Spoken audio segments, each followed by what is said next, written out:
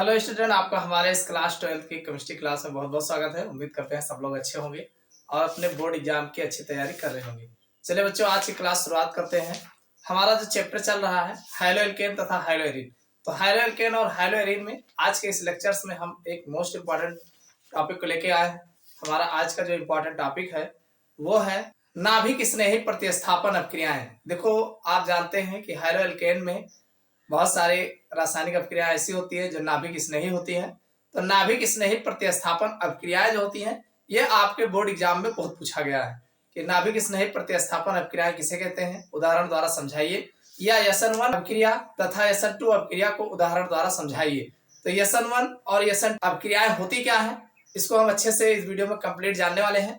आप लोग वीडियो के अंदर बने रहिएगा, देखना अभी तुरंत तैयार हो जाएगा और फिर आपको बार बार देखने की आवश्यकता नहीं पड़ेगी। ये आपके बोर्ड एग्जाम में कई बार पूछे गए हैं, काफी ज्यादा इंपॉर्टेंट है, तो इसलिए इसको जानना बहुत आवश्यक है। तो चलिए शुरू करते हैं और देखते हैं कि SN1 और SN2 अपक्रियाएं होती क्या है, या नाभिक स्नेही प्रतिस्थापन अपक्रियाएं होती क्या है। देखो बच्चों, अगर हम बात करें जो प्रतिस्थापन अपक्रियाएं होती हैं, नाभिक स्नेही प्रतिस्थापन अपक्रियाएं नाम लिखा है, मतलब नाभिक के प्रति जो स्नेह रखते हो उसे नाभिक स्नेही प्रतिस्थापन अपक्रियाएं कहते हैं। तो नाभिक स्नेही प्रतिस्थापन अपक्रियाओं को दो कैटेगरी में बांटा गया है, एक SN1 अपक्रिया और दूसरा SN2 अपक्रिया। देखो बच्चों, अगर हम बात करें नाभिक स्नेही प्रतिस्थापन अपक्रिया, तो नाभिक स्नेही जो ग्रुप होता है न्यूक्लियोफाइल से बोलते हैं, जो न्यू द्वारा रिप्रेजेंट किया जाता है, NU उस पर नेगेटिव चार्ज होता है, न्यू द्वारा रिप्रेजेंट किया जाता है। तो भाई जो हमारा एल्किल हैलाइड होता है, तो जो हाइलाइड समूह होता है वो न्यूक्लियोफाइल द्वारा जो है या नाभिक स्नेही प्रतिस्थापी समूह द्वारा जो है विस्थापित हो जाता है। तो इस प्रकार से विस्थापित होना नाभिक स्नेही प्रतिस्थापन अपक्रिया बोला जाता है। जैसे मान लीजिए ये हमारा RX है और इस RX में अगर हम न्यूक्लियोफाइल से अपक्रिया कराते हैं तो हमारा RNU बन जाता है। क्या बन जाता है?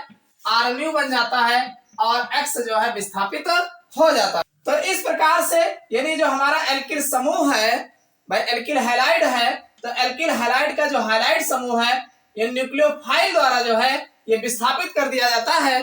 तो इसे हम नाभिक स्नेही प्रतिस्थापन अपक्रिया कहते हैं। समझ में आई बात कि नहीं? नाभिक स्नेही प्रतिस्थापन अपक्रिया, न्यूक्लियोफिलिक सब्स्टिट्यूशन रिएक्शन। तो न्यूक्लियोफिलिक सब्स्टिट्यूशन रिएक्शन में जो न्यूक्लियोफाइल होता है वो हाइड्रोजन एटम को जो है रिप्लेस कर देता है, बदल देता है। तो इस प्रकार की जो अपक्रिया होती है उसे नाभिक स्नेही प्रतिस्थापन अपक्रिया कहते हैं। ये दो प्रकार की होती है, एक होता है SN1 अपक्रिया और दूसरा होता है SN2 अपक्रिया। दोनों को जान लेते हैं। अब इस अपक्रिया की अगर हम बात करें, आप बताएंगे इस रासायनिक अपक्रिया पर बलगतकी के आधार पर इसका दो वेग नियम हो सकते हैं। भाई अगर इस अपक्रिया पर हम बलगतकी का रूल लगाते हैं तो बलगतकी का रूल लगाएंगे तो भाई सबसे पहले ए अगर देखा जाए तो हमारा जो दर होगा समानुपाती। एक तो ऐसा हो सकता है RX जो दर होगा, वेग होगा, वेग समानुपाती RX होगा, और इस अपक्रिया को हम SN1 अपक्रिया कहेंगे। इसी तरीके से अगर हम B की बात करें तो हमारा जो दर होगा समानुपाती वो RX और दूसरा न्यूक्लियोफाइल। तो इस अपक्रिया को हम जो है SN2 अपक्रिया कहेंगे। इतनी बात समझ में आई कि नहीं? नहीं समझ में आया? देखो भाई ये जो हमारी अपक्रिया है इस पर वेग का दो नियम लागू हो सकता है। कौन कौन सा लागू हो सकता है? भाई इसकी जो दर होगी वो समानुपाती RX, एक तो एक अभिकारक पर निर्भर करेगा। अगर एक अभिकारक मतलब RX, ये केवल हमारा RX की बात करेंगे, तो एक अभिकारक पर अगर दर का नियम लागू होता है तो उसे हम SN1 अपक्रिया बोलेंगे। क्या बोलेंगे? SN1 अपक्रिया। अगर दोनों अभिकारकों पर यह दर लागू होता है, वेग का नियम लागू होता है, तो इसे हम SN2 अपक्रिया बोलेंगे। समझ में आई बात कि नहीं? यानी SN1 अपक्रिया जब अपक्रिया की दर जो है एक अभिकारक पर निर्भर करता है तो उसे SN1 अपक्रिया, और जब अपक्रिया की दर दो अभिकारकों पर निर्भर करता है तो इसे हम SN2 अपक्रिया कहते हैं। समझ में आई बात कि नहीं? तो इतनी बात समझ में आ गई होगी कि जो दर होगा समानुपाती होगा RX के, और दूसरा जो दर होगा समानुपाती होगा RX और न्यूक्लियोफाइल के। यानी दो अभिकारकों पर अगर निर्भर करता है तो ये SN2 अपक्रिया, और अगर एक अभिकारक पर निर्भर करता है तो ये SN1 अपक्रिया। इतनी बात समझ में आ गई। चलो अब इनको हम बारी बारी से देखते हैं। देखो बच्चों, अगर हम बात करें SN1 अपक्रिया, SN1 अपक्रिया, ध्यान रखना SN1 भाई, यस से सब्स्टिट्यूशन, N से न्यूक्लियोफिलिक और 1 से एक एकाणु, तो इसे बोलते हैं यूनिमॉलिक्यूलर। यूनि मतलब एक होता है, यूनिमॉलिक्यूलर सब्स्टिट्यूशन रिएक्शन, SN1 अपक्रिया। समझ में आई बात कि नहीं? तो इसी को कहा जाता है SN1 या एकाणुक अपक्रिया। कौन सी अपक्रिया? एकाणुक। अब एकाणुक अपक्रिया क्यों कहा जाता है? क्योंकि इसका जो रेट होता है वो एक अभिकारक पर निर्भर करता है। इसका रेट ऑफ रिएक्शन जो होता है, यानी अपक्रिया की दर जो होती है, वो एक अभिकारक पर निर्भर करता है, इसीलिए इसे SN1 अपक्रिया कहते हैं। अब SN1 अपक्रिया की खास बात क्या है, इसको ध्यान रखना। SN1 1 है तो ये 2 स्टेप अपक्रिया है, मतलब ये 2 पदों में होती है। SN1 अपक्रिया कितने पदों में अपक्रिया होती है? ये 2 पदों में होती है, यानी SN1 है तो 2 पदों में अपक्रिया होती है।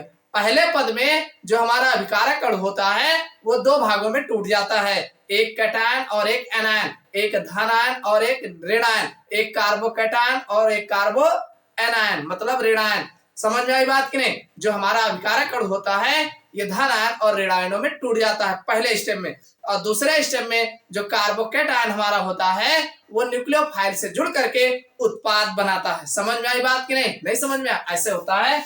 देखो ये हमारा RX है, तो ये क्या करेगा, सबसे पहले जो है R पॉजिटिव और X नेगेटिव बनाता है, तो प्रथम पद है, फर्स्ट स्टेप।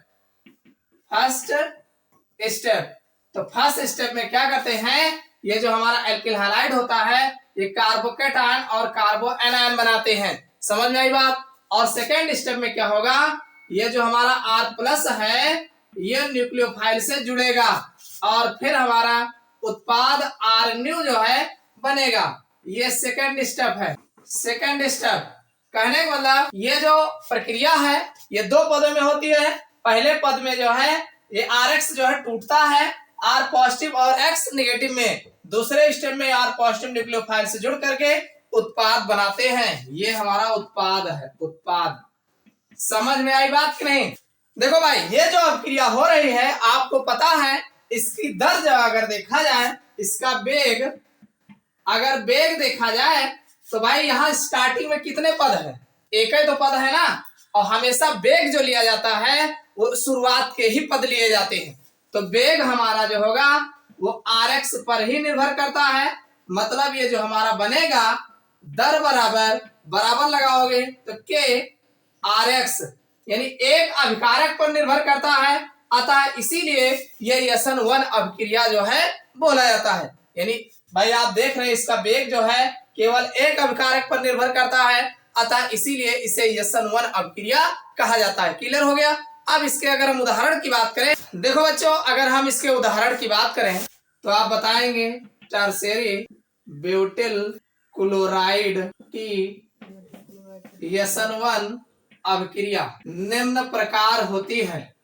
ध्यान समझिएगा, जो टर्शियरी वाला ब्यूटिल क्लोराइड होता है CH3 और यहाँ पर Cl लगा, ध्यान समझिए। तो इस पर कोई न्यूक्लियोफाइल जैसे मान लो OH अटैक करेगा तो बन जाएगा CH3 और यहाँ OH लग जाएगा और ये हमारा Cl जो है बाहर निकल जाएगा। ये बात होगी टर्शियरी। ये है ब्यूटिल मैथ ब्यूटिल क्लोराइड है। ये हाइड्रोक्साइड आयन जो है ये न्यूक्लियोफाइल है, इस पर अटैक करेगा तो Cl निकल जाएगा। अब ये SN1 अपक्रिया होगी इसमें, तो ये 2 पदों में होगी। आप बताएंगे इसकी क्रियाविधि को 2 पदों में व्यक्त करते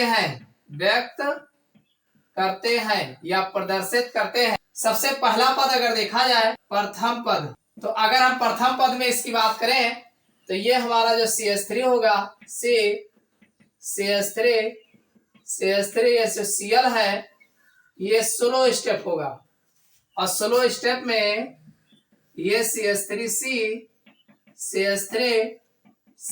जो है टूटेगा और ये Cl जो है निकल जाएगा इसमें से।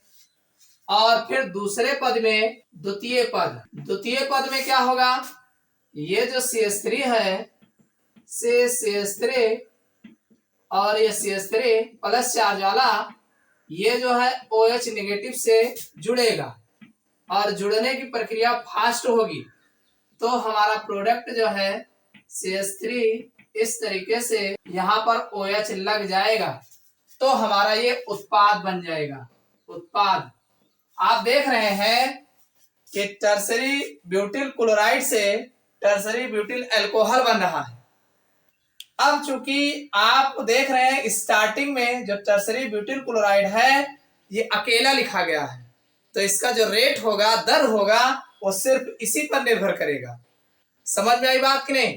तो एक अभिकारक पर निर्भर करेगा। टर्सरी ब्यूटिल क्लोराइड से टर्सरी ब्यूटिल अल्कोहल में चेंज होना ये SN1 अपक्रिया को प्रदर्शित करता है। SN1 अपक्रिया जो होता है टर्सरी एल्किल हैलाइड सबसे पहले करेगा, मतलब अगर कोई प्रायोरिटी दी जाए तो टर्सरी वाला ज्यादा करेगा, फिर जो है सेकेंडरी एल्किल हैलाइड, उसके बाद फिर जो है प्राइमरी एल्किल हैलाइड। इतनी बात समझ में आएगी नहीं? अगर हम प्रायोरिटी दें तो प्रायोरिटी में जो तृतीयक एल्किल हैलाइड होते हैं वो SN1 अपक्रिया देते हैं, उससे सबसे ज्यादा, उससे कम द्वितीयक वाले, सबसे कम प्राइमरी वाले। इतनी बात समझ में आएगी नहीं? बस यही आपको बताना है। ये उदाहरण हो गया और ये इसका SN1 अपक्रिया, एका अणु अपक्रिया जो है बोली जाती है। तो यानी SN1 अपक्रिया या एका अणु अपक्रिया तो यूनिमॉलिक्यूलर सब्स्टिट्यूशन रिएक्शन, इसी को SN1 अपक्रिया कहा जाता है। ये 2 स्टेप की अपक्रिया होती है, यानी 2 पदों में पूर्ण होती है। ध्यान रखना, SN1 अपक्रिया 2 स्टेप अपक्रिया, ये 2 पदों में पूर्ण होती है। पहले पद में अभिकारक अणु जो होता है धन आयन और ऋण आयन में टूटता है और यह अभिक्रिया स्लो होती है, यानी धीमी होती है। उसके बाद द्वितीय स्टेप में जो है ये जो कार्बोधन आयन बनता है और न्यूक्लियोफाइल से जुड़ करके उत्पाद बनाता है और यह प्रक्रिया बहुत फास्ट होती है। समझ में आ गई बात? जैसे टर्सरी ब्यूटिल क्लोराइड की SN1 अपक्रिया इस प्रकार होती है, सबसे पहले टूटता है और फिर जो है जुड़ता है। समझ में आ गई बात? चलो इसी तरीके से SN2 अपक्रिया को भी देख लेते हैं। देखो बच्चों, अगर हम बात करें SN2 अपक्रिया की, SN2 यस से होता है सब्स्टिट्यूशन, N से होता है न्यूक्लियोफाइल न्यूक्लियोफिलिक और 2 का मतलब बाइमॉलिक्यूलर, तो मतलब बाइमॉलिक्यूलर सब्स्टिट्यूशन न्यूक्लियोफिलिक रिएक्शन। तो ये SN2 अपक्रिया, तो SN2 अपक्रिया की दर जो होती है 2 अभिकारक अणुओं पर निर्भर करता है। भाई SN2 लिखा गया है तो इसका रेट ऑफ रिएक्शन होगा, जो अपक्रिया की दर होगी ये 2 अभिकारकों पर निर्भर करता है। इतनी बात क्लियर हो गई? SN2 अपक्रिया मतलब इसकी जो दर होगी ये 2 अभिकारकों पर निर्भर करता है और साथ में यह अभिक्रिया एक ही पदों में होती है। अभिक्रिया की दर तो 2 अभिकारकों पर निर्भर करेगा और यह अभिक्रिया एक ही पदों में पूर्ण हो जाती है। आगे बताया गया है कि इस अभिक्रिया में अभिकारक और न्यूक्लियोफाइल, यानी सबसे पहले क्या करते हैं कि ये जो अभिक्रिया होती है SN2 अपक्रिया, तो SN2 अपक्रिया में अभिकारक और जो न्यूक्लियोफाइल होते हैं दोनों आपस में मिल करके इंटरमीडिएट माध्यमिक यौगिक यानी इंटरमीडिएट कॉम्प्लेक्स कंपाउंड बनाते हैं, यानी अस्थायी माध्यमिक यौगिक का निर्माण करते हैं। और ये अस्थायी माध्यमिक यौगिक जब टूटता है तो फिर उत्पाद जो है बनाते हैं। समझ में आई बात? देखो इसको हम ऐसे समझ सकते हैं कि इसकी जो दर होगी, दर वो समानुपाती होगी किसके? पहली बात तो एल्किल हैलाइड और दूसरी बात जो होगा वो न्यूक्लियोफाइल यानी दोनों पर जो है ये समानुपाती होगा, एल्किल हैलाइड और न्यूक्लियोफाइल दोनों पर होगा। अब अगर हम इसके उदाहरण की बात करें तो देखो भाई, मान लीजिए हमारे पास एक रिएक्शन है, जैसे सपोज करिए CH3 Br है, इसका नाम है मेथिल ब्रोमाइड और इस पर हम जो है OH यानी हाइड्रोक्सिल OH से जो है इस पर अपक्रिया कराएंगे। तो ये दोनों सबसे पहले स्लो होगा और जुड़ेंगे, तो ये जो OH होगा ये ऐसे CH3 से जो है इधर H होगा, इधर H होगा और एक H इधर होगा और इधर जो है Br होगा। और पूरा कॉम्प्लेक्स इस तरीके से दिखेगा। इस पर डेल नेगेटिव होगा और इस पर डेल नेगेटिव। समझ में आई बात कि नहीं? ये अस्थायी माध्यमिक यौगिक होगा, इंटरमीडिएट कॉम्प्लेक्स, यानी ये अस्थायी माध्यमिक यौगिक बनेगा और फिर इसके बनते ही तुरंत अपक्रिया फास्ट हो जाएगी और ये जो है भाई इधर OH इससे अटैच हो जाएगा और इधर जो है ये CH3 होगा और Br इधर निकल जाएगा, तो ये हमारा उत्पाद बन जाएगा। समझ में आई बात कि नहीं? देखो ये जो अपक्रिया है ये हमारा न्यूक्लियोफाइल है। कौन है? न्यूक्लियोफाइल है। और ये हमारा मेथिल ब्रोमाइड है। दोनों आपस में मिलेंगे और इंटरमीडिएट बनाएंगे। इंटरमीडिएट बनेगा, तुरंत टूटेगा और ये हमारा मेथिल अल्कोहल और ब्रोमाइड बनाएंगे। यानी ओवरऑल इस रिएक्शन को अगर देखा जाए तो ये हमारा CH3 Br है और ये OH है, इससे जुड़ता है तो हमारा CH3OH और ये Br बनता है। तो इसकी क्रिया विधि आपको ये इस प्रकार देखने को मिलती है। समझ में आई बात?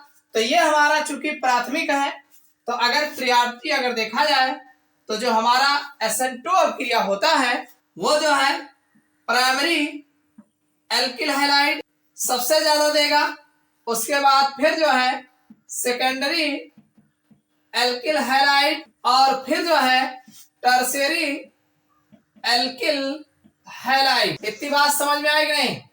यानी जस्ट अपोजिट होगा SN1 की। SN2 अपक्रिया देखो आपको कुछ ही बातें याद रखना है, बहुत ज्यादा आपको परेशान होने की आवश्यकता नहीं है। SN1 अपक्रिया जो होती है वो जो है एक इसका जो दर होता है एक अभिकारक पर निर्भर करता है। SN2 अपक्रिया जो होती है इसका जो दर होता है वेग होता है 2 अभिकारकों पर निर्भर करता है। SN1 अपक्रिया जो होती है वो 2 स्टेप अपक्रिया होती है, जबकि SN2 अपक्रिया जो होती है 1 स्टेप अपक्रिया होती है। SN1 जो अपक्रिया होती है इसमें जो है भाई पहले अभिकारक जो है हमारा टूटता है पहले पद में और दूसरे पद में न्यूक्लियोफाइल जुड़ता है और उत्पाद बनता है।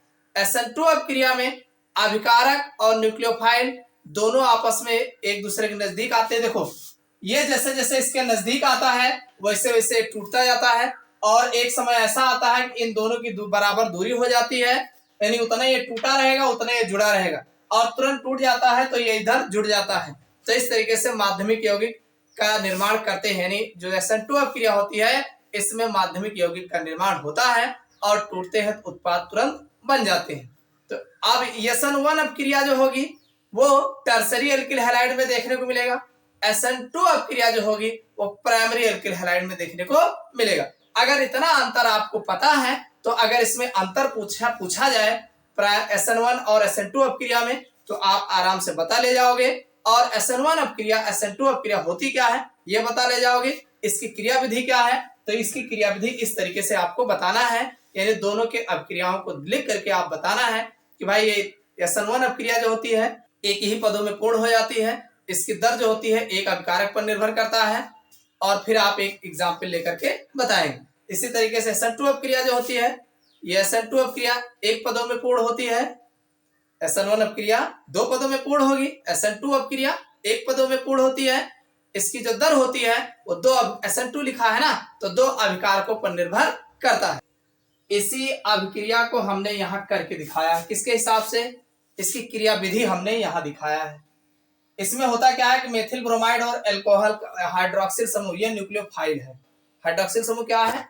न्यूक्लियोफाइल है। देखो इस पर नेगेटिव चार्ज है, ठीक, तो ये इसमें जुड़ेगा और Br निकलेगा।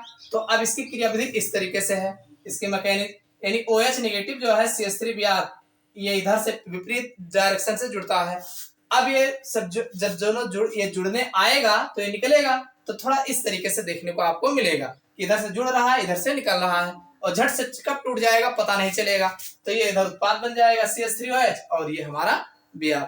हमेशा जो SN2 अपक्रिया होती है इसमें बैक डायरेक्शन है, पीछे की साइड से हाइड्रोक्सिल समूह जुड़ता है और टूटता आगे से है। समझ में आई बात कि नहीं? और SN1 अपक्रिया में उसी साइड से टूटेगा उसी साइड से जुड़ेगा। क्यों? क्योंकि वो बारी बारी रिएक्शन करता है, एक बार तोड़ता है तो एक बार जोड़ता है। ये देखो एक ही स्टेप में हो जा रहा है। ये तो बीच में हमने बना के दिखाया है, ये अस्थायी, ये दिखेगा नहीं तुम्हें, यहाँ मिलाओगे झट से प्रोडक्ट, तो एक ही स्टेप में प्रक्रिया होती है। ये आपको दिख रहा है कि यहाँ से यहाँ तक गए हैं, ये प्रक्रिया जो है अस्थायी होता है, नॉन स्टेबल होता है। ये होता है कि नहीं होता कोई जानता नहीं, होता है ऐसे ही कुछ कि तुरंत जुड़ता है तुरंत टूटता है, लेकिन इसको दिखाते नहीं। यहां से डायरेक्ट ये बनेगा, समझ में आई बात कि नहीं? तो ये तुरंत हो जाता है, इसमें कोई पता नहीं चलता है, धीरे धीरे आपस में जुड़ते हैं टूट जाते हैं। तो ये SN2 अपक्रिया जो होती है वन स्टेप, ये SN2 अपक्रिया है तो वन स्टेप, एक ही स्टेप में तो हो रही है। और ये SN1 अपक्रिया दो स्टेप। SN2 अपक्रिया क्यों कहा गया? क्योंकि इसमें दो अभिकार है। देखो ये भी और ये भी दोनों एक साथ लिखा गया है ना, तो इसकी जो दर होगी वो एल्किल हैलाइड और न्यूक्लियोफाइल दोनों के साथ होगी। भाई इसकी जो दर अगर बताओगे, इस अपक्रिया की दर, अगर दर की हम बात करें बराबर, तो एक तो हमारा CH3Br हो जाएगा भाई, के जो है CH3Br होगा, और दूसरा OH नेगेटिव भी तो होगा, दोनों पर निर्भर कर रहा है। तो इसका वेग जो होगा ये दोनों पर निर्भर करेगा, दोनों पर। और उस वाले में अकेले एक ही लिखा गया था, तो उसका दर एक ही पे निर्भर करेगा। समझ में आया कि नहीं? तो यही आपको अंतर आपके बोर्ड एग्जाम में पूछा जाता है कि दोनों SN1 SN2 अपक्रिया में अंतर स्पष्ट कीजिए। समझ में आई बात? तो 4-5 बातें हैं, अगर आप याद रखोगे आराम से अंतर भी लिख लोगे और आराम से दोनों के बारे में लिख ले जाओगे। तो उम्मीद करता हूँ सारी बातें समझ में आ गया होगा। ये बातें आपको कैसे लगी कमेंट करके जरूर बताइएगा। चैनल पर नए सब्सक्राइब कर लेना। फिर मिलते हैं अगले क्लास में अगले टॉपिक को लेकर के।